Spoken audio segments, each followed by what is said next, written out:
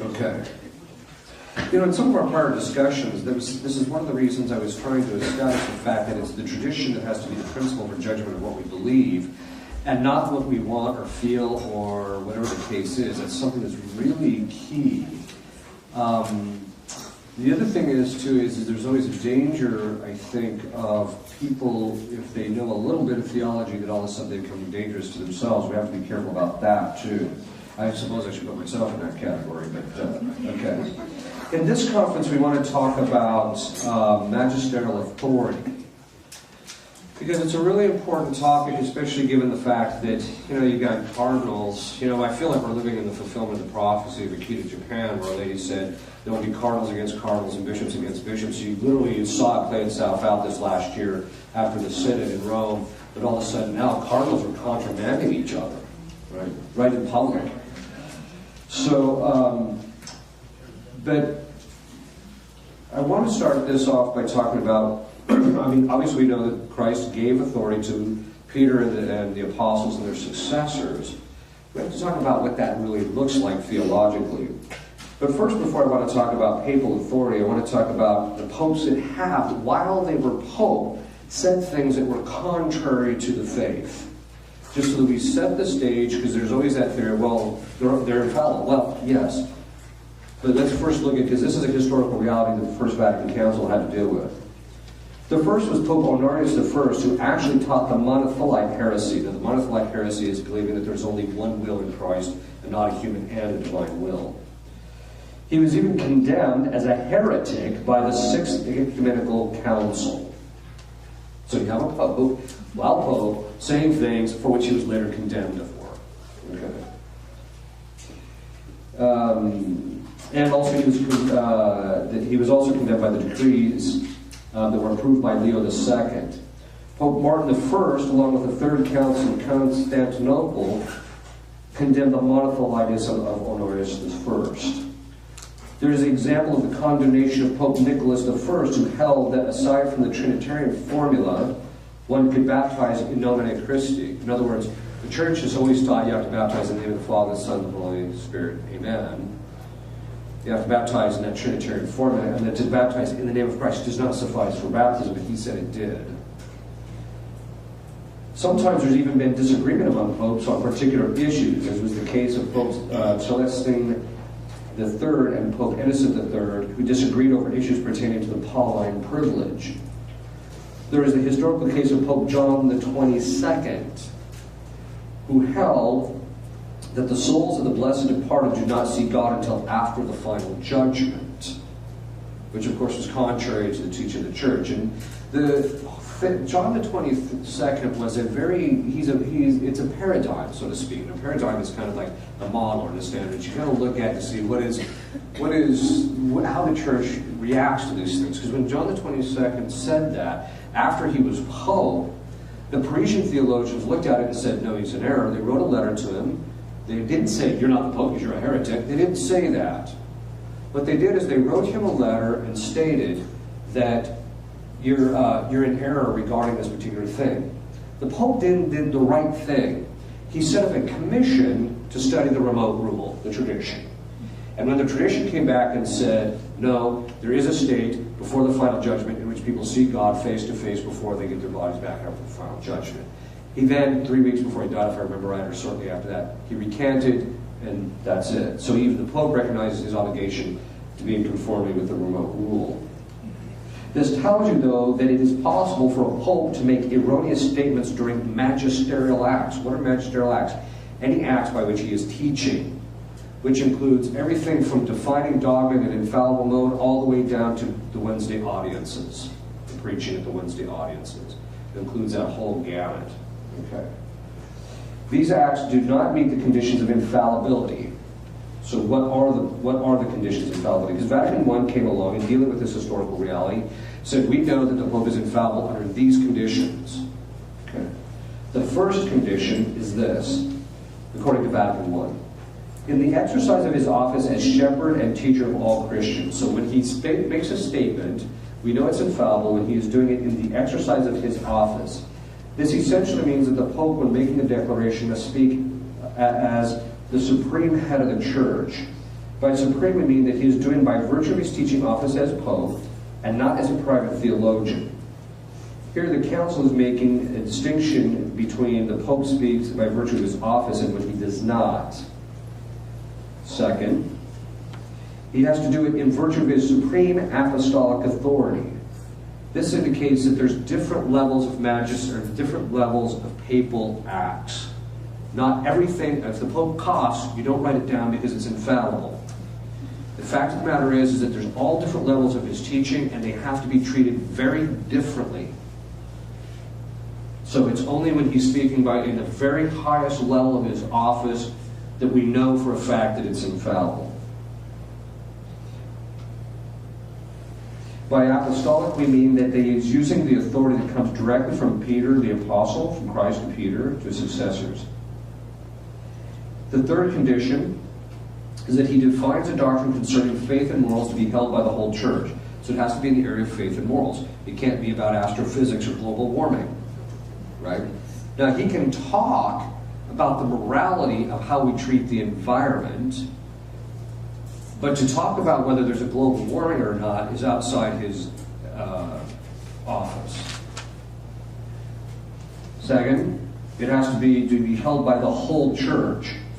And basically this means that it precludes disciplinary matters like the Code of Canon Law. The Code of Canon Law is not infallible. It's just a code that tells us how we're supposed to behave in relationship to what the church teaches, etc. And because the Code of Canon Law only pertains in the Western Church for the West, and in the Eastern Church, the Eastern Code of Canon Law to the East, there's not infallible being used when they promulgate those. Now that doesn't mean that there's not statements in there that aren't infallible, but that's because of things that occur prior to that. The First Vatican Council essentially states that under certain conditions, and only under those conditions, are we assured that the statements being made by a pope are infallible.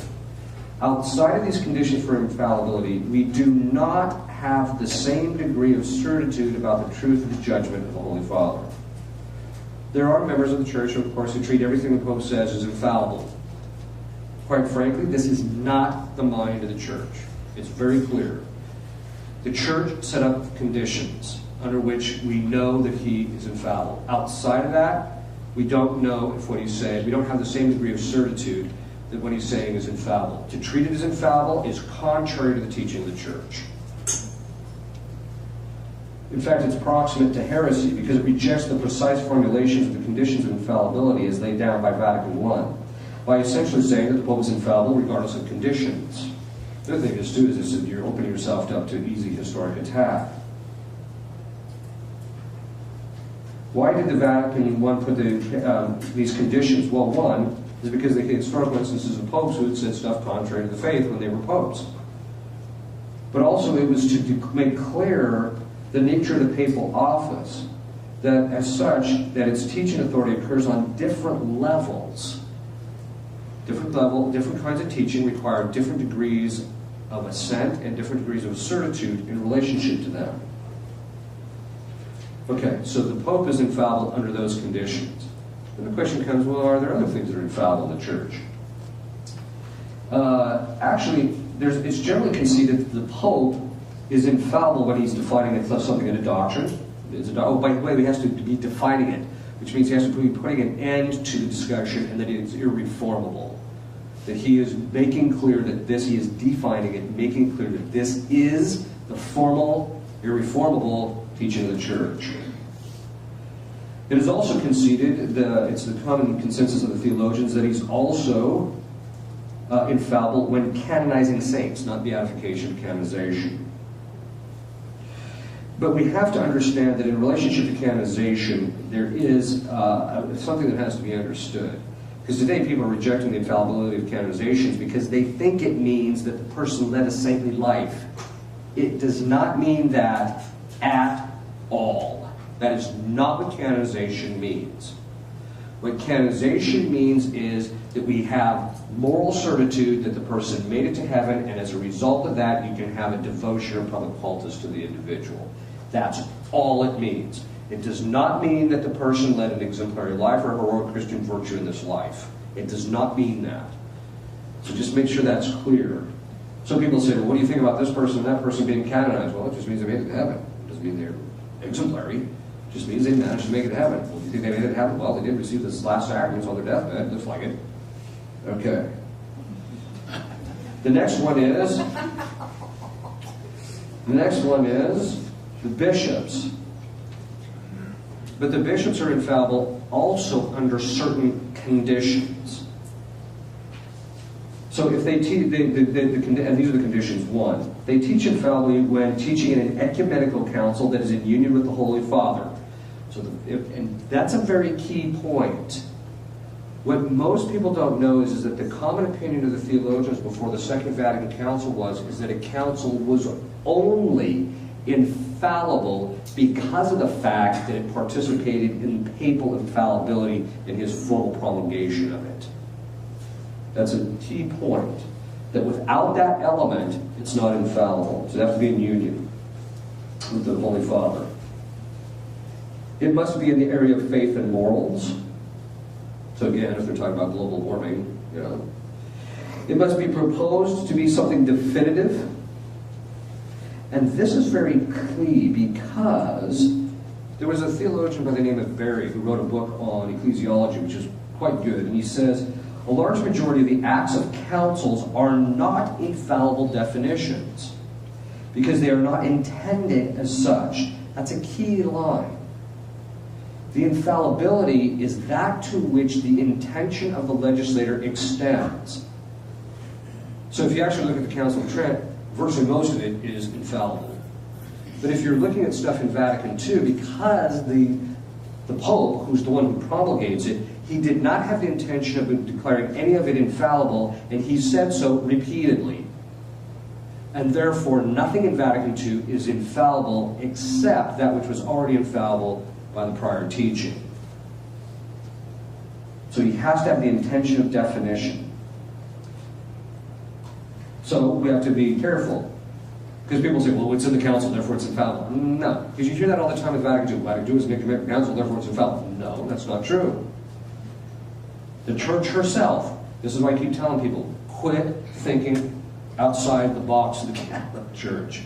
The church herself has said, these things are X, therefore they're X. You just don't sit there and argue. The Pope says, I didn't have the intention of defining anything. That's it, it's over. So we shouldn't fall into the error that everything in the council is infallible.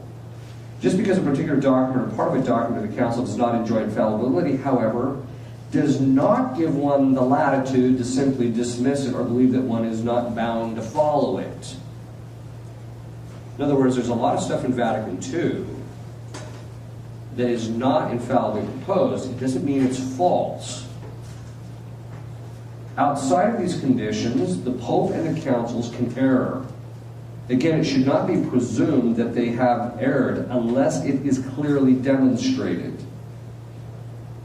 One of the things I think they need to put back into practice is before the council, lay people were forbidden to engage in public debates and discourses in matters of philosophy and theology precisely to avoid the problem we have now where everybody's got their own opinion and you watch these blogs and it's all over the map and there's just nothing but confusion.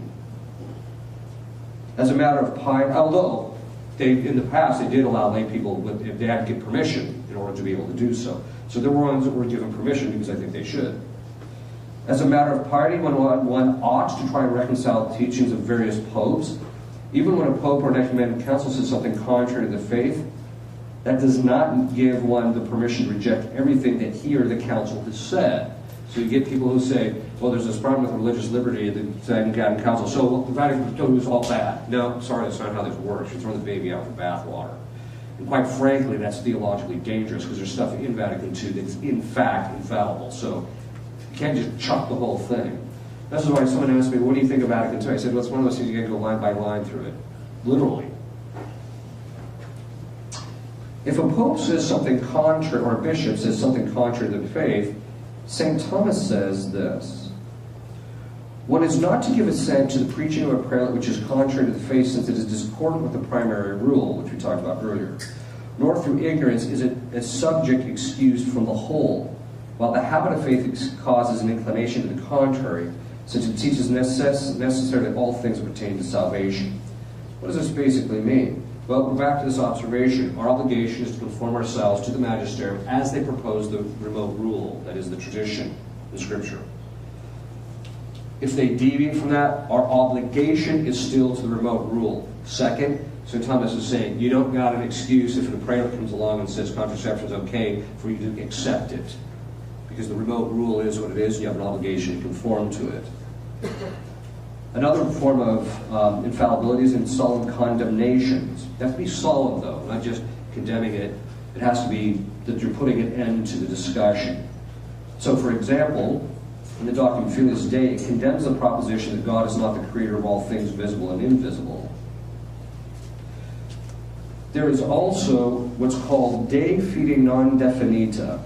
These are teachings which have not been formally defined, yet they are still infallible. People have this idea that the only thing that's infallible is what has been formally defined. That is not the case.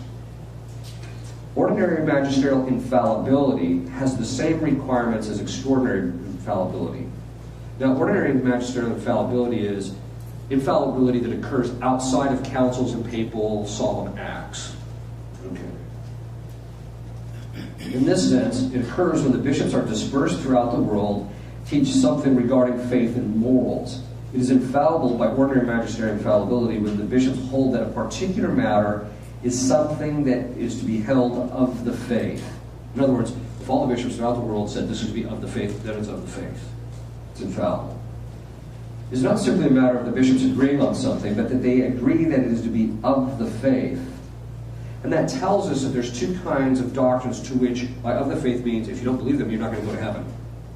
So there's two kinds of those things that are de fide. There's those that are defined and those that are not defined.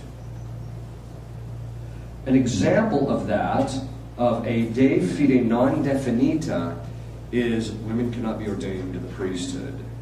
It's never been formally defined, but John Paul II made it clear that it's been taught unanimously throughout the history of the Church. Another area we talked about a little bit, in Tuus Libenter, but also there are various councils of the Church, the Council of Orange, the Council of Trent, Pius IX, among others, there's numerous ones, have said that the Fathers of the Church, if there's a consensus on a specific doctrine that is to be held over the faith, then it's de fide. If you don't believe it, you're not Catholic. As I mentioned, the theologians, those are those between 1100 and 1750. If they're unanimous, same thing. Another one is called the sensus fidelium, or what's called passive infallibility. If the whole of the faithful held something, then it would be considered infallible. By whole, we mean not just a majority of the people, because the majority of Catholics think contraception is perfectly fine. We're not talking about that. We're talking about the totality, the whole of the Catholic faith cannot err, because if that was the case, then the gates of hell would have prevailed against us. So what do we do when you don't have something that's infallible? How do you treat those doctrines which aren't infallible? That's the question. Well, here the Church herself lays out how we are supposed to approach this. It actually appears in Vatican II. But here's the thing. What Vatican II was doing in this particular passage was simply laying out what the tradition before that had laid the groundwork for. In fact, you can go back to prior theologians and read this stuff all over the place. Because after the First Vatican Council, there was this explosion of discussions about what do you do with this stuff that's not infallible. So, Lumen Gentium 25 says, in matters of faith and morals, the bishops speak in the name of Christ, and the faithful are to accept their teachings and adhere to it with religious assent. The Latin term is obsequium religiosum. This religious submission of mind and will must be shown in a special way to the authentic magisterium of the Roman Pontiff, even when he is not speaking ex cathedra. That is, it must be shown in a way that his supreme magisterium is acknowledged with reverence. The judgments made by him are sincerely adhered to according to his manifest mind and will. His mind and will in this matter made known either from the character of the documents, from the frequent repetition of them, or from his manner of speaking. Okay, so here's several things. First, It's clear that not everything the Pope says is infallible.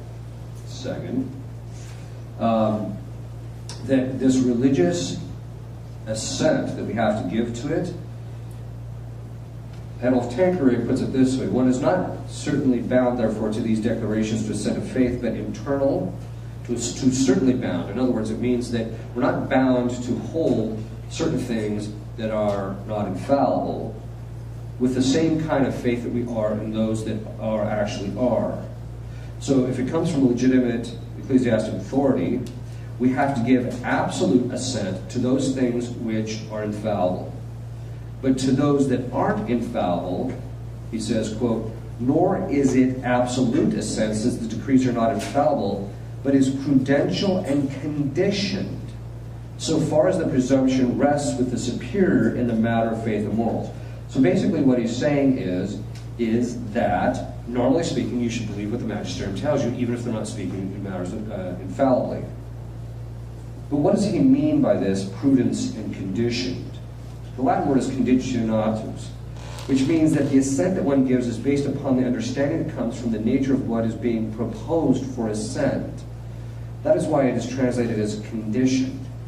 What are those conditions? Well, those are the theological notes again. In other words, something that is sententia fide proxima, you have a greater obligation to give assent to it than, say, something that's pious tradition. And so how the type of assent you get is proportionate to the degree of certitude regarding that particular doctrine. Now, I realize that as Catholics, we would just like everything to be just cut and dry, right? Well, everything should be infallible, or everything should be not. Everything should be just nothing, right? And that's not how the Church has ever worked. So this also means, therefore, that we do not treat all doctrines exactly the same. But then there is also prudence. Prudence dictates, as a general rule, one should normally listen to the Magisterium. In other words, you weren't given the grace to discern matters. The Magisterium was, and so you should normally defer to them. But even the Church herself does not say that we are to do so slavishly.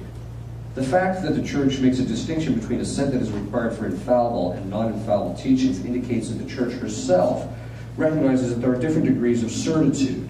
The Church herself recognizes by discussion of different kinds of assent that there is an occasion in which a particular member or members of the Magisterium may end up teaching things contrary to the faith. This is why St. Thomas says you are forbidden to follow the Magisterium blindly. If you're talking about something that is infallible, you have to follow it, period, absolutely, whether you understand it or not. But when it comes to other things that aren't infallible, you can't just sign on to every single thing that they say. Because if that was the case, you'd be signing on to doctrines like the seamless garment, you'd be signing on to contraception, etc., because we've always got these people saying it. We've always got magisterial members saying this stuff.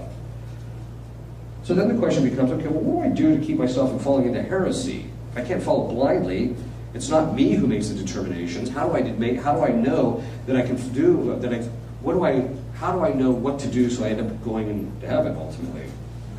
The question then becomes this: what do I have to do to avoid ending up in heresy myself? So we know that if you take a look at the way the tradition has treated these things, these are the following principles.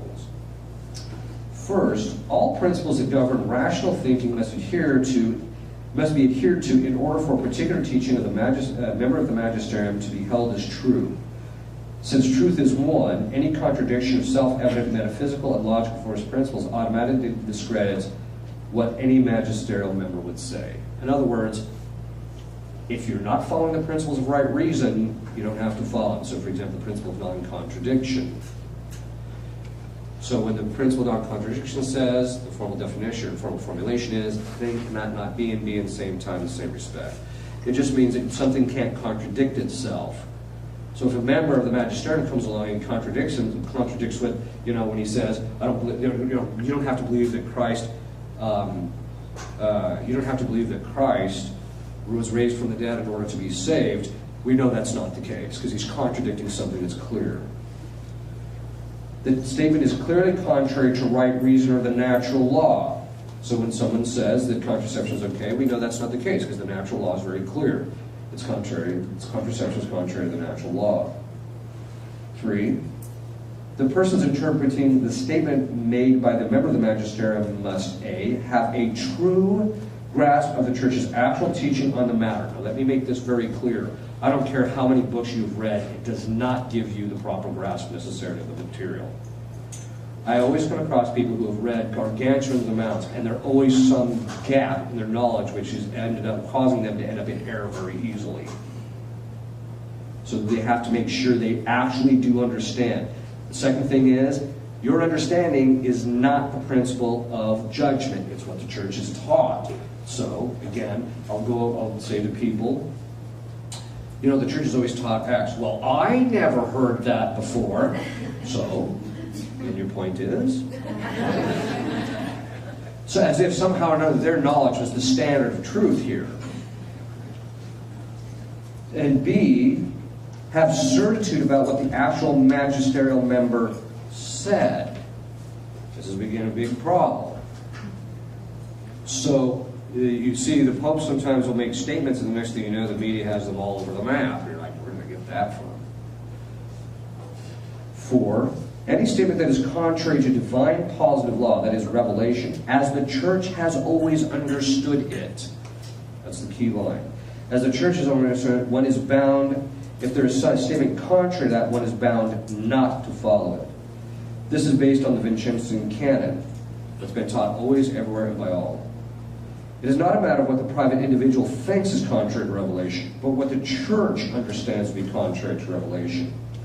If any member of the magisterium teaches something contrary to divine positive law, one is not permitted to follow that teaching.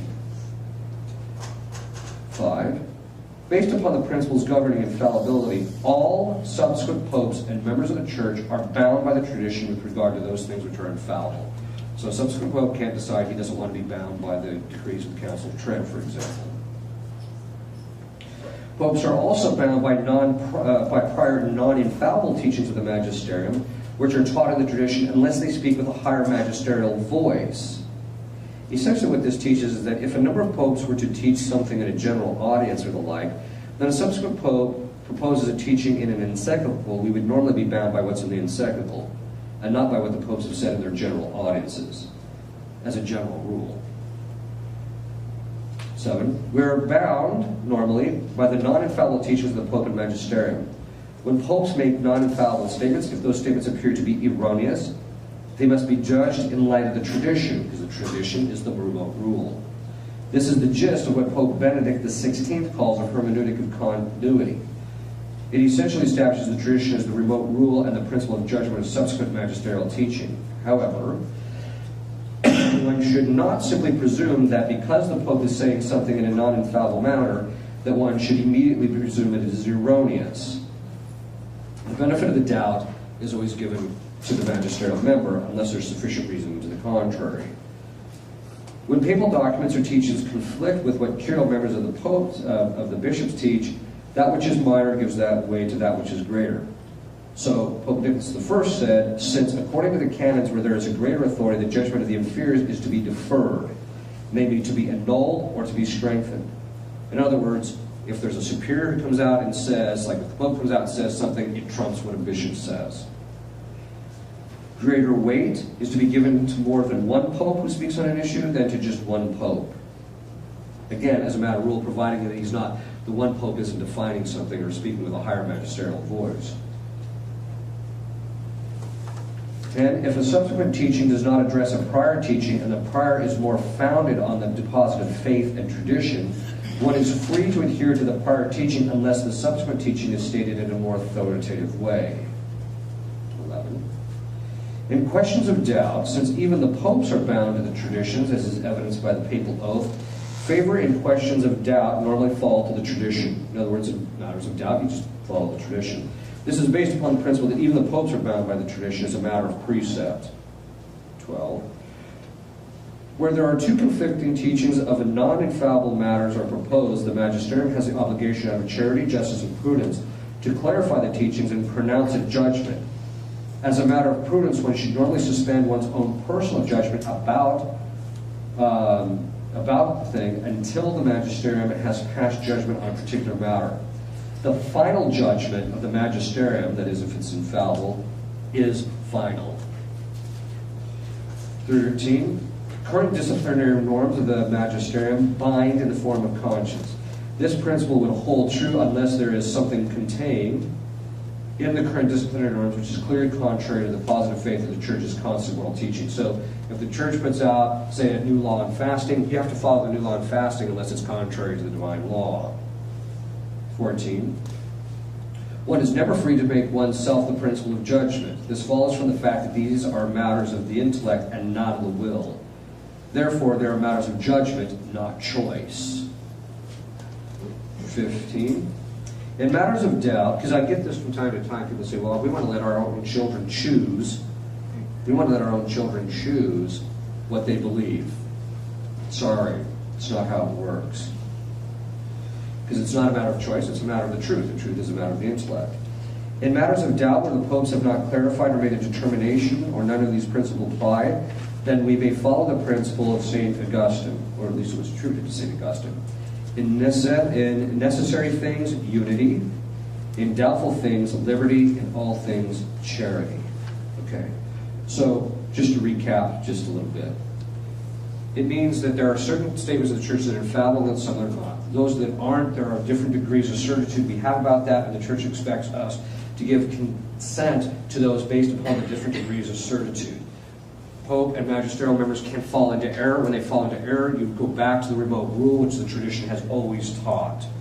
But you have to be able to make sure you know that it's truly in error. Because I get a lot of people who say, oh, the Pope said X, Y, and Z. What do you think of that? Well, that's what the Church has always said. Oh, right. So, usually they get mad because they're very attached to the particular thing that they've said. Now, St. Thomas makes a very interesting observation. Yeah, he asks the question, what's the difference between faith and opinion?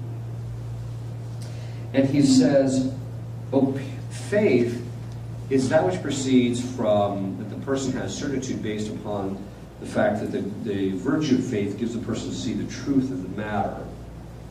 Where he says, whereas opinion is a choice, so it's an intellectual thing. The intellect sees the truth, the will then chooses to move the intellect to give full assent to it, etc. So the choice is to give the full assent, not to necessarily see the truth of the matter. Okay? Because you can reject it, the grace. Whereas opinion is in a matter where it's not clear, and so it's a matter of choice on what you're going to end up ultimately believe. Now you can look at the different things and kind of line and say, well, this one seems to be a little bit more true than this one, and maybe you can follow that. But in matters where it's just, they seem to be pretty much on the same level, it's a matter of choice, so it's a matter of the will. So opinion is a matter of choice. This is one of the reasons why, and I'll just end with this for this conference, and we'll go to Q&A. This is one of the reasons why I think that line from St. Francis, he says, there'll come a time of tribulation where there will be a multiplication of opinions. That's really true because people no longer see religion as a matter of something to which they must conform themselves to, but rather things that they get to choose on their own, or those things which are in congruity with their preferences. So as modernism became more prevalent with the principle of immanence, it's just natural that you're going to get all sorts of opinions on matters, rather than what's the tradition teach? Let's keep going back to the tradition. Keep telling guys, let's go back to the tradition. And this is a really important point, because if the Church is ever going to recoup the tradition, which it will, the fact of the matter, because it's what God wants, the fact of the matter is, because he set up the tradition for all of this, it to be passed on, the fact of the matter is that we're going to have to set aside what we want and actually conform ourselves to what the tradition has always had.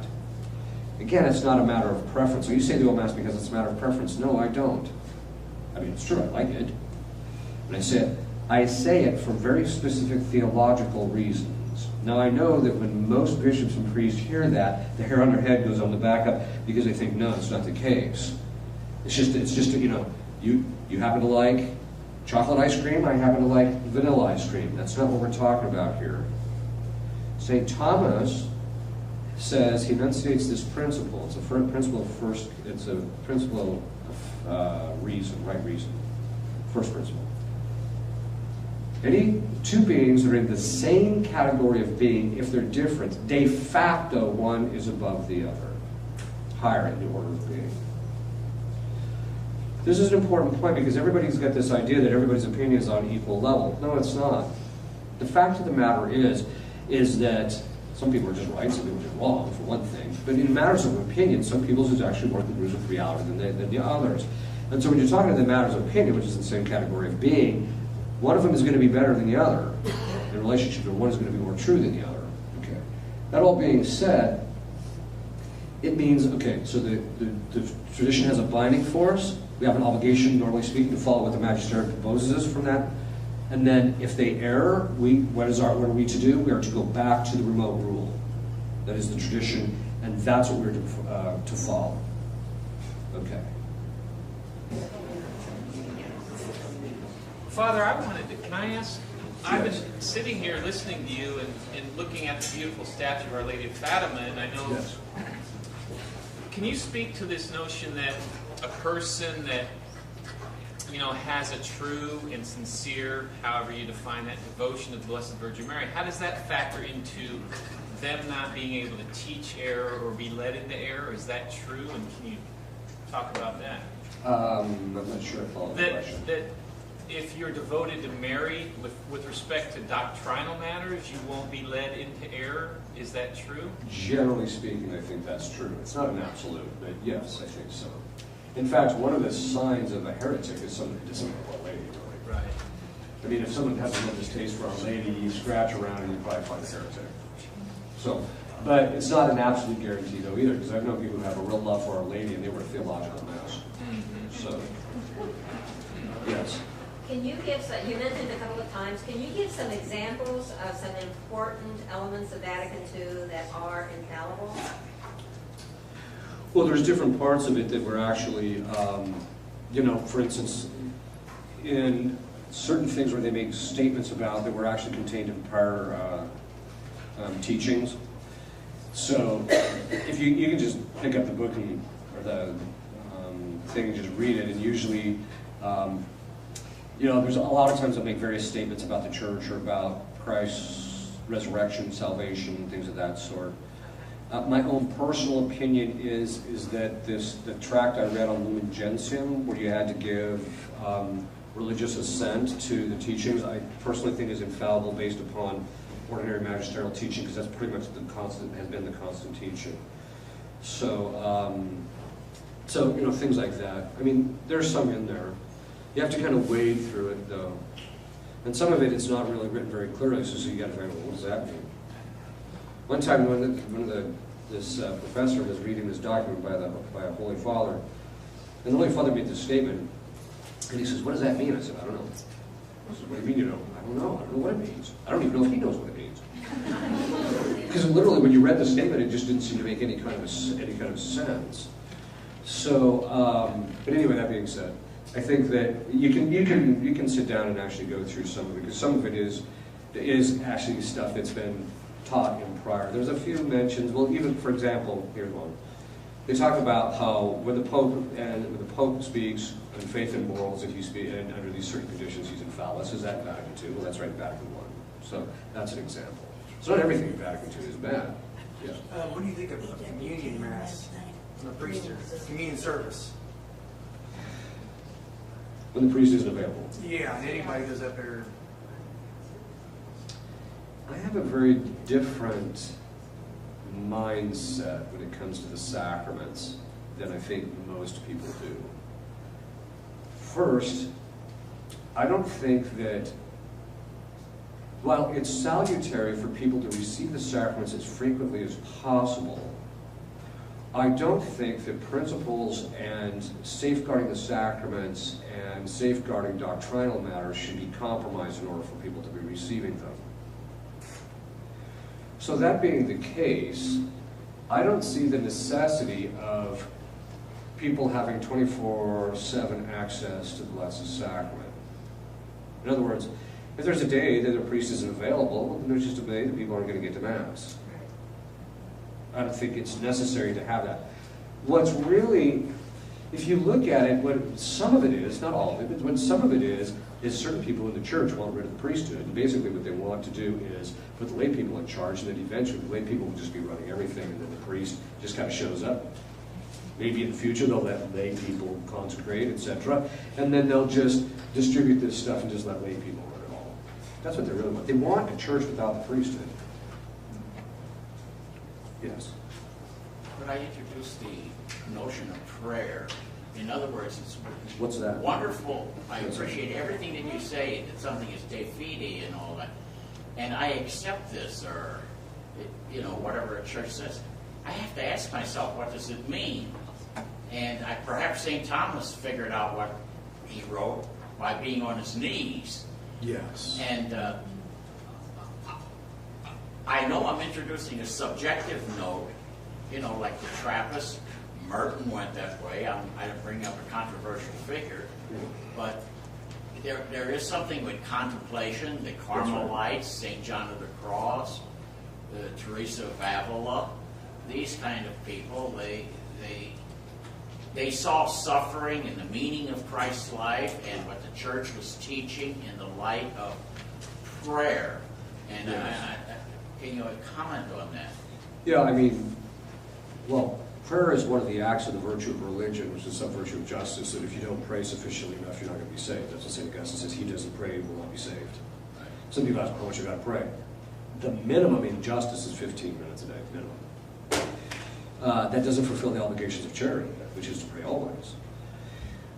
But I agree with you in the sense that I think that one of the things that really happened, that there was a collapse in the prayer life of the church. There was a collapse among the clergy even. There was an instance where Fulton Sheen, a priest, came and said, I want to leave the priesthood. And so Fulton Sheen just sat him down and said, when did you stop praying? Right, so there's that part of it. And then the guy admitted he hadn't been praying for over a year. But the other side of it is that there really is asking God to enlighten you so that you'll actually understand the meaning of these things is really clear. St. Thomas used to do it all the time. He used to pastor God all the time. And in fact, he pastored him so much about one particular topic that finally his guardian angel showed up and said, look, Thomas, there's certain things that aren't to be known in this life. Right? But the St. Thomas was known for that if there was a question, he would pray about it and ask God to enlighten his mind. And I actually did that with St. Thomas. I said, well, St. Thomas did it because I was writing my doctoral dissertation and I couldn't make hide nor hair of it, because I was dealing with a topic that everybody couldn't make hide nor hair of it. And so I just said, well, I'm going to do what St. Thomas did. So I went to St. Thomas and I said, if you give me the answer to my doctoral dissertation, I promise to go visit your body.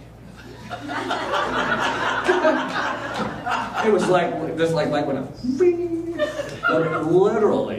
literally, it just, it spoke to me, but literally it was a grace that just came in the conditions. That's what it was, true. I went back and looked at it and realized it was all over his writings, and everybody was looking at it, not seeing it. So when I took it to my thesis director, he said, this is so obvious. Why hasn't anyone seen it? The other thing is that, one of the things, and this is about my own particular spiritual life, but you can do this generally, and I'll talk about it now, even though I was going to talk about it later, is that, one of the things I'll often tell people to do is that when Our Lady and St. Joseph took our Lord to St. Simeon said to Our Lady, and it says in Scripture, he prophesied saying, which means he was speaking on behalf of God, not foretelling the future. He was speaking on behalf of God. He said, your soul shall be pierced so that the hearts of many will be laid bare. Which means that she will go through the passion with Christ, and as a result of that will merit an intimacy with God in which she will know things that other people won't, and therefore she's capable of revealing them. So what I will do is I'll very often go to her and ask her, reveal to me, what's the nature of this demon when it's in possession cases, or what's the name, I tell my spiritual directees, go to Our Lady of Sorrows, specifically under that title, and ask her, reveal to me what are my defects. But you can also ask her, reveal to me these things that are hidden that I don't understand about the faith. You can ask her to reveal that, and if you're reading it, you don't quite understand it, or if it seems confusing, ask her to reveal it, and very often she will. So, yes. I have a question here about if the Mass, is the Mass about faith and morals, or is it or is it just an expression of our faith and morals? I know it's a sacrament and a sacrifice. Right. And the reason why I'm asking that is because in light of the Vatican II documents, the Mass was not directly the Vatican II, you know what I'm saying? It was kind of a result of that. And Right. illustrative of that is the fact that Pope Paul VI had to promulgate it in that last final document after the council had already been dismissed and everything. And that, you know, and Bellini wrote the majority of it, and all he had to do was one person or whatever. And I was just curious, you know, because all of the popes, like John the 23rd, Paul VI himself, I know John Paul II and Benedict, I don't know about Francis or John Paul I, because his term was so short, Right. but they all said that council was pastoral in nature. It was not about faith That's and right. morals. So Right. in that sense, then, is the Vatican II council actually fallible? Yes. In its, okay. Yes. It is fallible because of the fact that, well, first of all, the problem is in the language that was used at the council, and then the subsequent language used to describe the council. So even in the council it says the dogmatic constitution of the church. Well, there's some dogmatic, some not. So in a certain sense, there were, in other words, let's just put it this way. All of the teaching that's proposed in Vatican II that is not already infallible by prior teaching is ordinary magisterial teaching. That's it, which means it's subject to being fallible. The pastoral council thing is more of a direction that they've decided to take the thing. And for me, the term pastoral is a mixed bag, because there is authentic pastoral discussions. How do you get this person who rejects X teaching to the point where they accept X teaching and lead a better life? Or how do you get this person who's, not fully understanding the principles, or they understand the principles, but they're not leading a full life? How do you get them to that? So I can understand that there's a pastoral approach where you need to get people where they need to be, or get to people to understand or believe what they need to believe. I understand that. But the problem is that's not so there is a legitimate use of the term pastoral. The problem is that in my estimation, most of the modern theologians using the term pastoral is just another term for saying a practice that is not in congruity with what the church has always held or taught. That's what that really means for a lot of them. I just take a pastoral approach. Oh, so you're letting them live in sin, that kind of a thing. So that's the real problem. The term, even when you look, in fact, maybe this would be helpful. Before the Second Vatican Council, the term pastoral, if you look up manuals, pastoral manuals, it was how the sacraments were implemented. That's what it was. It wasn't about, how do you care about Bessie Sue who's crying in your office? It had nothing to do with that. It had to do with the proper implementation of the sacraments. It wasn't until the modernists got influenced by the Protestants that pastoral, because they don't have any sacraments, took on a wider meaning, and then you ended up with this whole thing of it meaning everything across the board. So that's one of the real problems. Yes. Okay. You made a statement that choosing faith is a matter of truth, so it's not a choice, and that's why I would say I went from the Protestant to the Catholic, because I saw truth in a way I never had. Right. But at the same time, and I see the church as the pillar of truth. Truth never changes; it's consistent. Right. But yet, within the Catholic Church, there's laws and authority that do change. Yes. That, for me, is a Protestant, coming from a Protestant formation to now a Catholic formation, is difficult. So like you said, they may have one law here about fasting, and then they change that. Mm-hmm. Help me understand the process of that and the formation process is. Well, historically, the fasting laws have been completely all over the map. If you look at them historically, a lot of it had to do with the different capacities and different ages and different circumstances and things of that sort in relationship to people. So that it's considered part of Divine Apostolic tradition, which means that Christ basically told the apostles to start the 40 days of penance during Lent. But the form that that particularly takes can be up to the judgment of the particular members of the Magisterium in relationship to how it's going to be implemented based upon people's capacities, the circumstances, etc. So, and so there, you can have a general principle. Let's put it this way: there's two kinds of principles, and when you're talking about, like for example, changing the laws of the church of the church, of course, have to congruent with divine positive law and natural law. If they're contrary to it, you just ignore it. But of those things that don't necessarily fall within that category, there's two kinds of principles. There's those that apply everywhere and in all cases. So,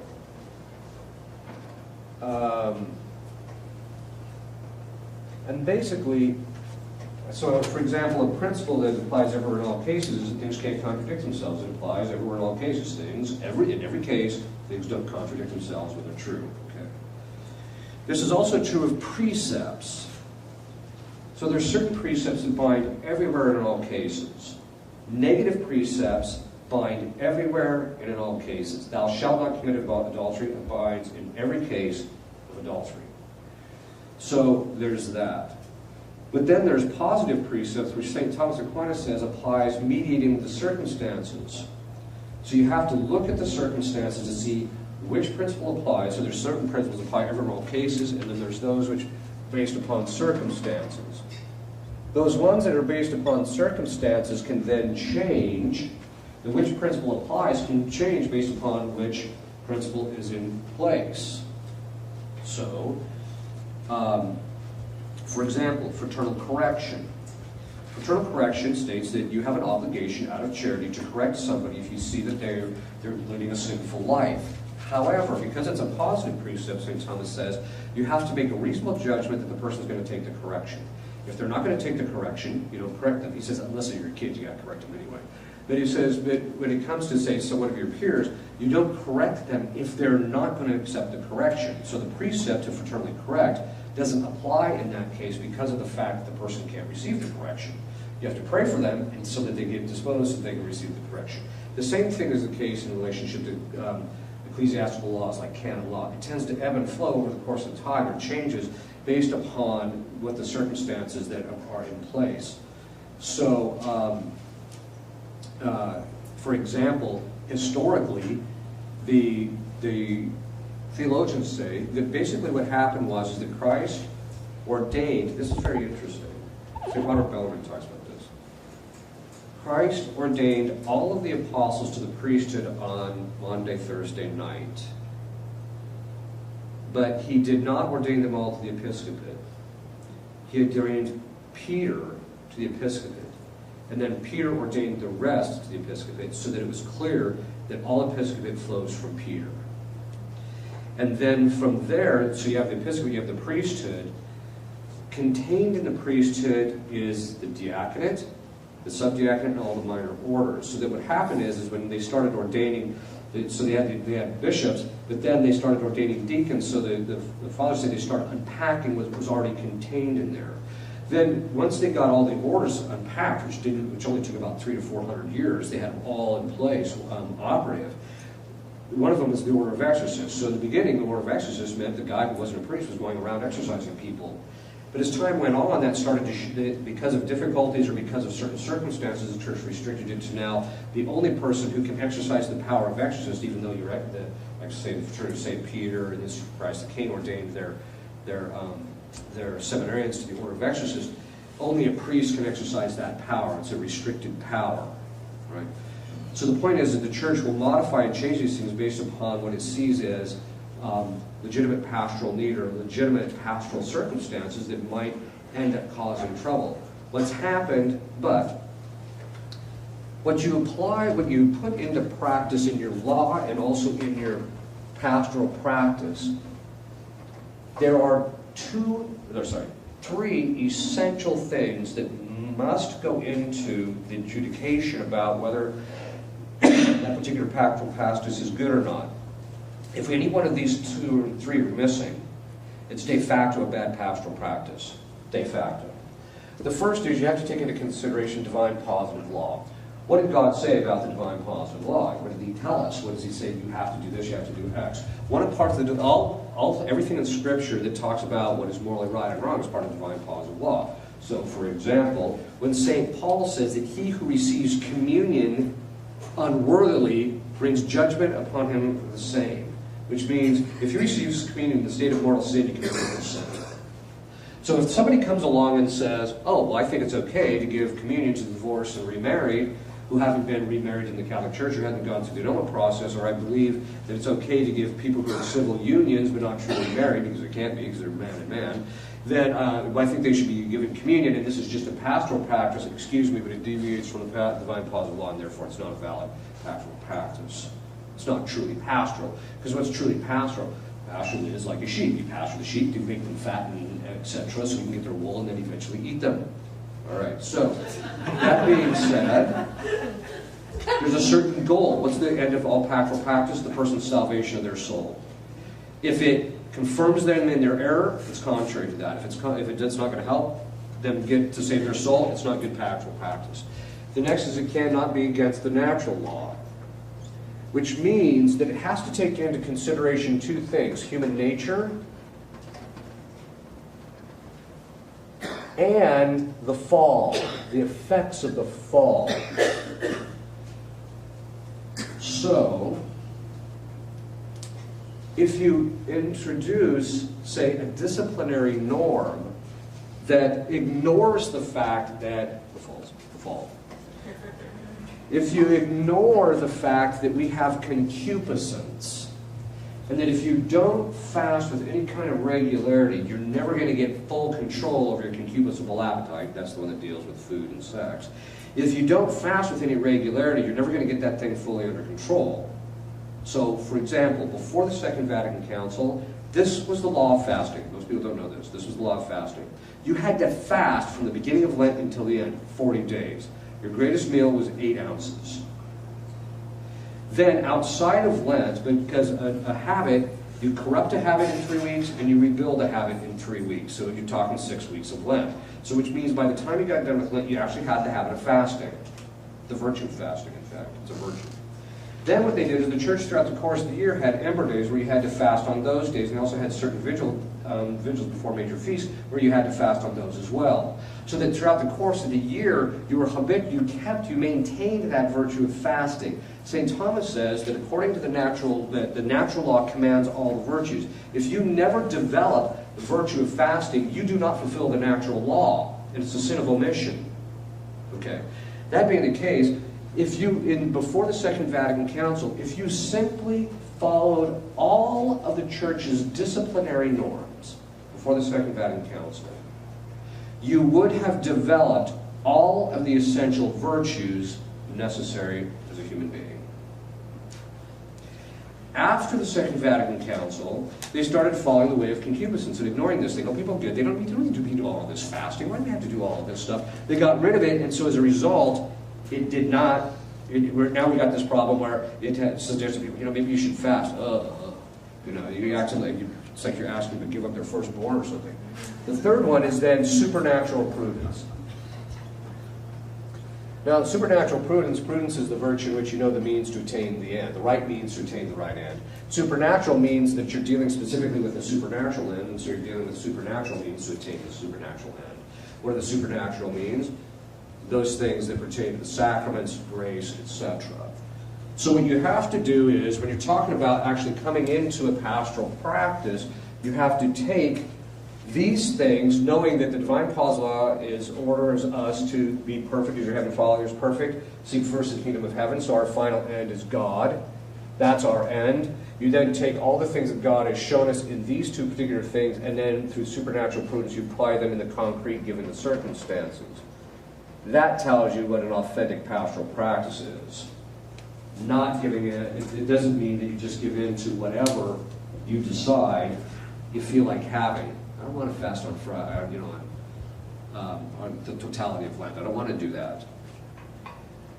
So you don't give in to that. You don't placate people's weaknesses. On the other hand, you do have to, part of supernatural prudence is, again, part of the circumstances is people are weak. So you don't give them something that's above and beyond human capacity. You must fast. 6 days a week on 1 meal a day. Well, that's what I do because I'm an exorcist. But most people aren't going to do that because they can't physically do it. The point being is, unless I'm lecturing because the energy requirements are a little different. But the point is that you don't make it too onerous for people. You have to make sure that it's something that's within the human natural capacities, but at the same time draws them to a higher end. That's what true pastoral practice is. And that's where I think the Code of Canon Law, the new code, kind of missed the boat a bit. That it loosened a lot of restrictions, it made things a lot easier, but in the end, what it did is it made it harder for people to develop virtue. Because most people, I hate to say this, most people do not have sufficient interior motivation and drive to pursue perfection all the way to the end, the grind, the pain, the difficulties, the darkness, all that to get there. Most people don't have that. So instead, you got to have the guy outside with the horsewhip whacking you. And that's the church. Most people need that. We know this with our kids. If you don't keep discipline, this is what's going to happen.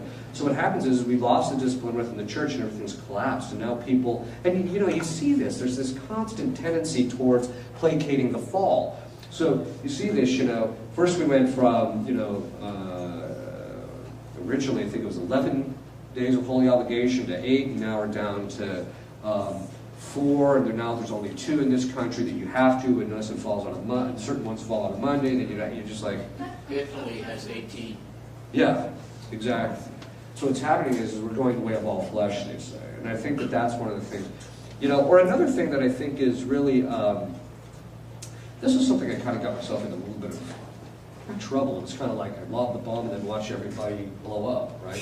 What happened is I made the observation, and it was a legitimate consideration. I wrote this article and I basically said, look, one of the real difficulties that's occurring right now is people fail to understand that human beings have concupiscence and we're easily drawn into sin unless we're careful. So I made the observation that, look, to talk about anatomical details of NFP in a group where couples are present or already struggling to be chaste is absolute spiritual suicide. Because you're talking about anatomical details that they got to keep their mind off of anyway at the current moment. So I basically said, look, if you're going to teach anything about NFP, you teach the conditions under which it can be done, you teach about the philosophy and the theology behind it, and then if they need to know it after their marriage, they go see a clinician who can sit them down and tell them this is how they do it. Ooh. It was like, because for some people, NFP is the 8th sacrament. And so it literally degenerated into 2-year knockdown, drag out in the periodical. Of course, I just stayed out of it. But what was happening is, love the bomb and see the response. The point is that it failed as a pastoral practice to teach anatomical details in an NFP course for couples getting married is a bad pastoral practice. I'm not saying you shouldn't teach them other aspects of NFP, just saying the anatomical details. Is bad pastoral practice because it fails to take into consideration human beings under the fall, concupiscence. So that's why it's bad pastoral practice. That's an example of it. So that's what people have to kind of keep in mind, I think. That was a long-winded answer to a question. Yeah. Got another question. Hopefully it's shorter than the last Same one. one. A couple times you've alluded just about staying under the authority of the church and how that brings protection. Yes. Can you just elaborate just for a little bit on that? I'm going to do that tomorrow morning. Okay. Got it. Yes. This says in the last talk you did a while ago, that souls in hell, they stay there or can they come back here and mess with us? They can, okay. Under certain circumstances, it's the common opinion of exorcists that they can come back and mess with us. Like Judas, when you say Judas, so is that actually the demon that entered Judas? No, that was Judas himself. Judas, so he Yeah. comes back. And the most exorcists agree that they're called disembodied spirits. Most exorcists agree that they can do this. There tends to be a couple of conditions. One, it seems to be, I've only had one case where the head possessor was a disembodied spirit. It's almost always an angel. There's that lower level disembodied spirit that's part of the equation. They also have to be people who are particularly evil. So if you look at the case of Honorius I, the one that Dr. Ripperger mentioned in Germany, Nero, Diocletian, Hitler, the local pastor was one of the possessors. They went back and did an investigation, found out the pastor was a particularly bad individual. It's not just you come and run to the mill like, Aunt Jane, what are you doing here? It's not that. It's usually really bad people. They usually show up. And it's very rare. Of all the exorcism cases that I've had, I've only had 5 that had disembodied spirits as possessors. Is that a demon that is helping them, or is that just that person's soul by themselves comes back? Yeah, sometimes the demon the person just comes back by themselves to possess somebody. Also, my experience is it's common for the possessors to have been in the family lineage. Not always, but often. So, yes. In C.S. Lewis's The Great Divorce, is that theologically sound where basically, I'm dealing with the previous question here, where basically people from hell get on a bus and they're taken to heaven and they just find, you know, in like the grass is green, what a horrible thing to walk on. He's basically saying that the problem of being in hell is that anything pertaining to God or holiness is utterly repulsive. Is that theologically? I took it as theologically. Yes, it is theologically correct. In hell, people have 2 kinds of inclinations. And this also applies to demons, because demons also have a natural law. When God made them, he also instilled each angel with its own proper natural law. So they have the inclinations that are proper to natural law, but then they also have, when people finally make their choice and God damns them, the will becomes fixed in evil.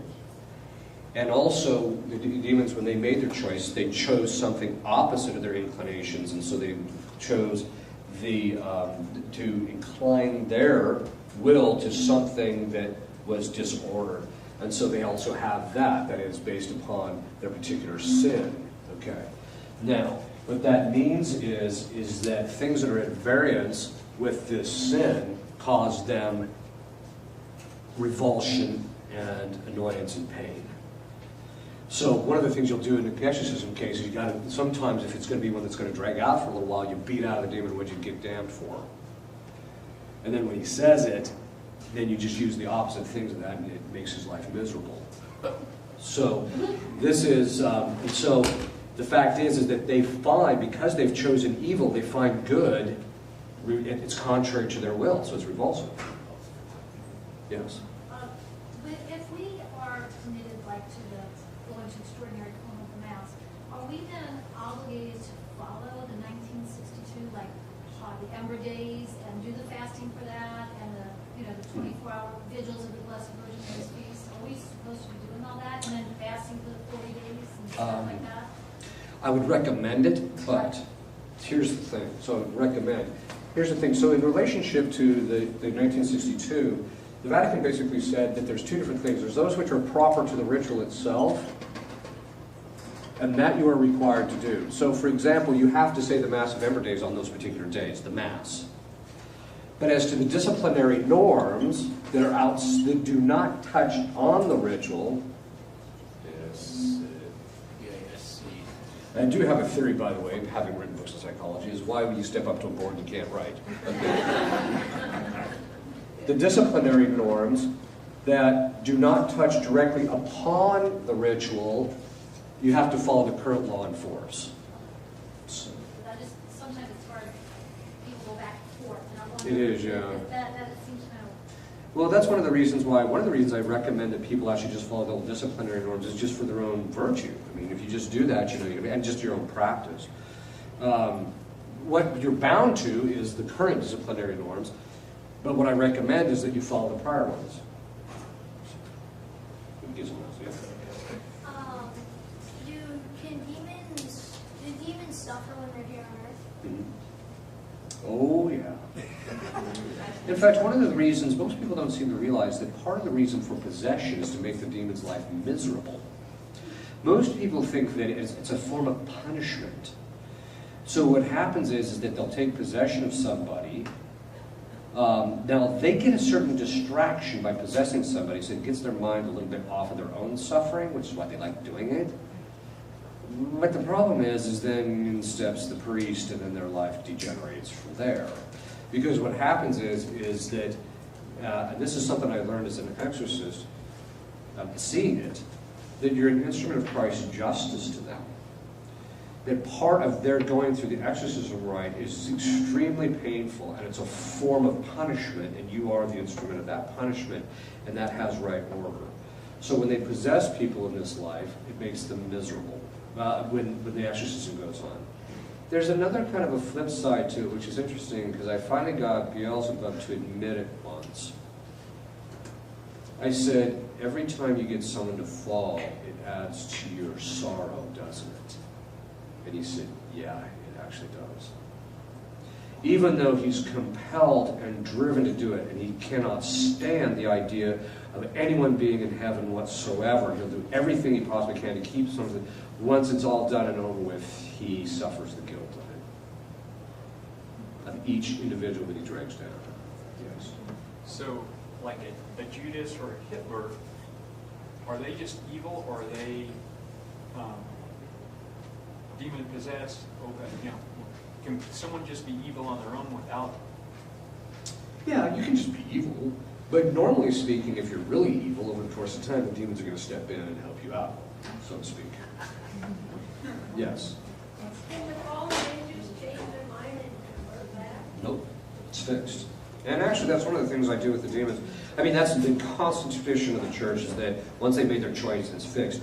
I actually have got, and that's one of the things I beat them up with, that you're stuck in this and you're never going to get out. The other thing is, too, is they'll manifest it in a very peculiar way. You'll say to them, okay, so you were created for X, yes. And you had delight when you first saw that, yes. And you chose this miserable state, even though you knew X, yes. And you knew all the effects of this choice, and they were going to be miserable, yes. And you do it again, yes. Their wills are fixed. They're not going to change. They regret their decision, not because it's like Bill Clinton. He didn't regret the adultery. He regretted getting caught for the adultery. So it's the same thing with, in this particular case. They regret the punishment, not of all the misery they're going through, but they don't regret the choice. Yes? I read somewhere, is it true that they hate us so bad and they want to destroy us so badly that it's because we have a choice still and Yes. they made that decision? They envy us. They envy two things. They envy the fact that we still have a chance of salvation to see God, and they also envy the fact that our life in this, even when it's kind of miserable, our life is pretty good compared to what they got going on down there. And that's why they want to rob it from you. Yes. Can Catholics in the state of venial sin be possessed? Yes, it's exceedingly rare, though. It's very rare. It does happen, but it's very rare. I'm presuming you mean only having committed venial sin and then became possessed. But that only happens purely by the will of God. Or unless you can't, well, let's just talk about that. There's so much information in this area, it doesn't matter. We'll still have plenty to talk about in the next couple of conferences. There's three ways a person becomes possessed. The first is by committing mortal sin. What most people don't know is that mortal sin is an open door. The proper effect of mortal sin is possession. Most people don't grasp that. What that means is that when you commit a mortal sin, you take yourself out from underneath the order of God and place yourself out underneath the order of Satan. There is no limbo here, in this case. So you're either under God or you're under Satan. And when you commit a mortal sin, you're placing yourself under Satan. Doesn't matter whether you want to or not, that's the reality. Once you do that, then it's up to God. So exorcists talk about any mortal sin is an open door to possession. Once you do that, however, it's up to Christ to determine whether he's going to let the demon through the door or not, which he doesn't do in 99% of the cases. Okay. The second kind of way the person becomes possessed is if some grave disorder happens to them, because disorder is the domain of Satan. So when you take something and you use it in a disordered way, you place it under the domain of Satan. This applies even to human beings. So one of the common ways that you see people becoming possessed is through rape, molestation, physical or psychological trauma. That's how you very often see people becoming possessed. People say, well, wait a minute, they didn't do anything on their own. That's true. But this gets into a particular important issue. There are two parts to every sin. There's the culpability of the sin, which is in the individual. That's the subjective part. But then there are the temporal punishment due to sin. There are effects of sin. Now, there's two kinds of effects. There's subjective effects. So every time you choose sin, you get more disordered interiorly. It's harder to be good. But then there's objective effects. I was mentioning this at lunchtime.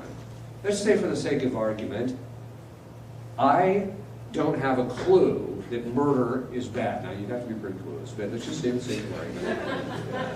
And I'm standing on the top of a building, and I just find it so enjoyable to throw midgets off the building and watch them fly. Isn't that cool? Look at that. That'd be cool, right? All right. I might not be subjectively guilty of murder, but the fact of the matter is there are objective effects of that sin. People are dying here, right? It's the same thing with sin. I tell people like this, people say, I didn't know moral, when I heard this, I just about said, are they that clueless now? When this girl said, she got pregnant because she had violated the sixth commandment. She got pregnant, she says, how did this happen? I'm like, look, there's certain, you may not think that violation of the sixth commandment is morally sinful. That isn't going to keep you from getting pregnant, right? Okay, it's the same thing here. When people commit atrocities, the effect that it has on other people still occurs objectively, whether they want it or not. And that's what actually happens in these kinds of cases of possession. There's certain effects of sin because using a thing in a gravely disordered way places it under the domain of Satan, and so someone can actually, in their body, become placed under the domain of Satan through no fault of their own. It's just the nature of the beast. Okay. So about half of the people that show up on my doorstep are people in that category. The other category I've only read about. So, and I've never seen an authentic case of it. And those are people who, but I have read about them, who became possessed purely by the will of God. Purely. Nothing gravely has happened to them and never committed a mortal sin. So, for example, there was a nun in Iowa who in the 1930s, or was it late 20s? I think it was late 20s. She became possessed. The exorcist got the demon to the point and says, how did she become possessed? What sin did she commit? Thinking that everybody who was possessed would get more sin. He said, she didn't commit any sin.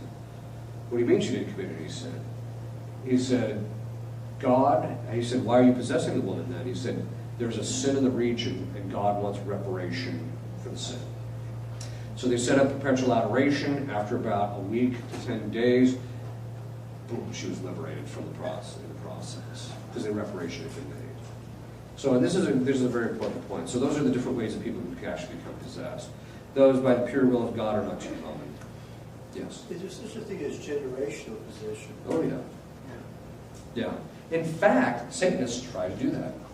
Satanists actually have kids do rituals over them while they're in the womb and outside the womb in order so that the possessor of them can possess them. Where does hexes and curses go in this? That's part of the process. Oh, it's part of it. Yeah. Yes. Yes, a lot of people are under the misunderstanding that all ghosts are demons. What is the Catholic unofficial canon or official canon about ghosts? Okay. Actually, that's interesting that you say that. Apparition. It's interesting that you say that because a number of people also believe the opposite, that all ghosts are people that were alive today, which isn't the case either. Ghost just comes from the German word Geist, which just means spirit, so it's just anything spirit. So when you're talking about ghosts, like for instance, they're in a particular location, in a particular place, there's three kinds. The first is a demon that's just infesting the place. The second is a theoretical one, which I've never seen, and no exorcist that I know of has ever seen, and that's someone, a disembodied spirit who's come back to possess a location.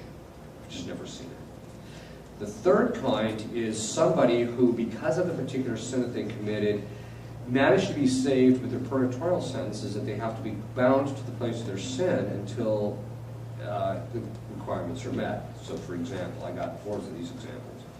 There was a monk one time, after he died, he started appearing in the monastery in his room.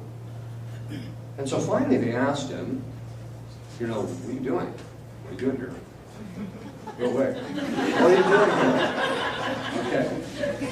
Okay. And he said this. He said, when I was alive, I was put in charge of building the monastery.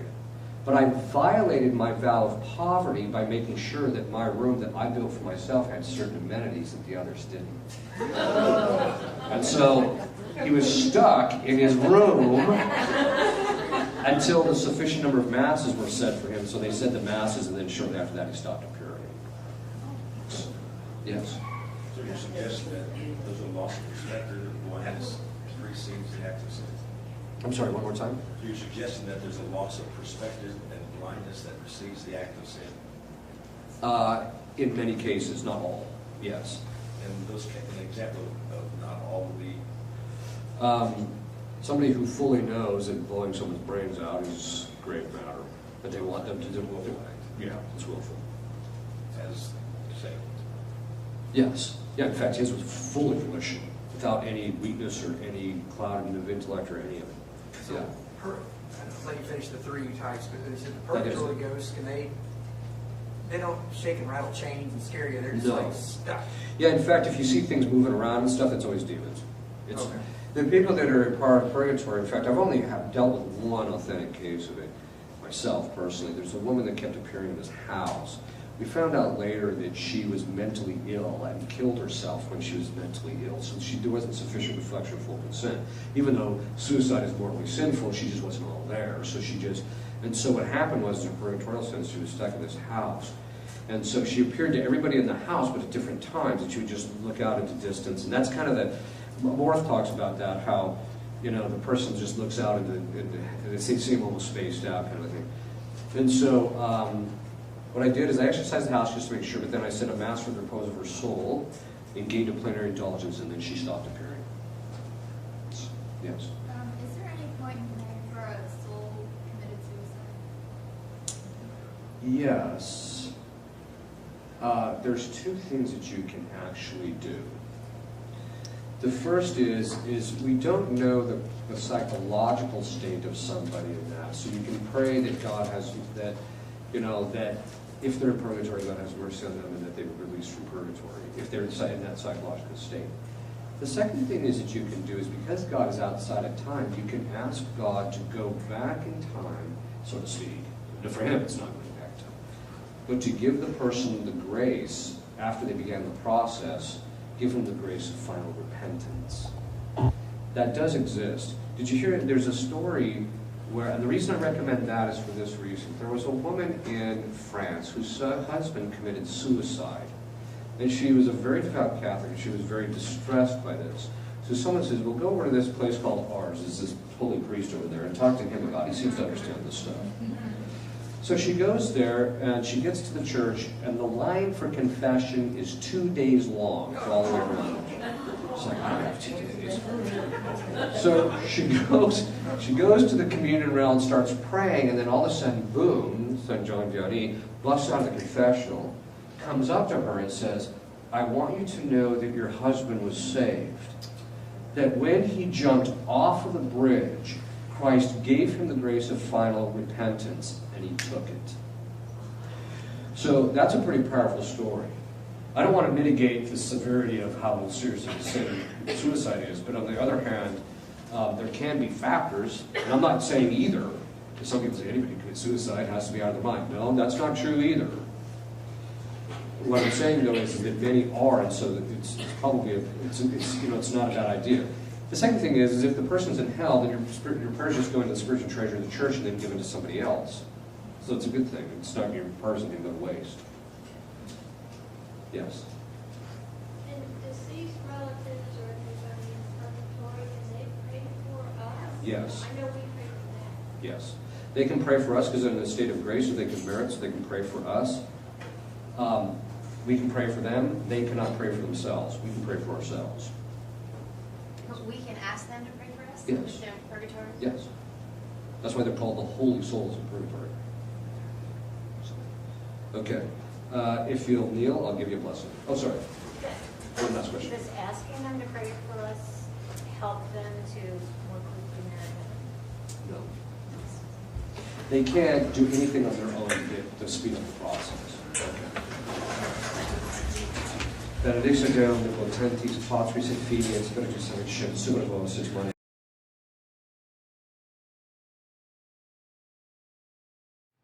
Christus vincit, Christus regnat, Christus in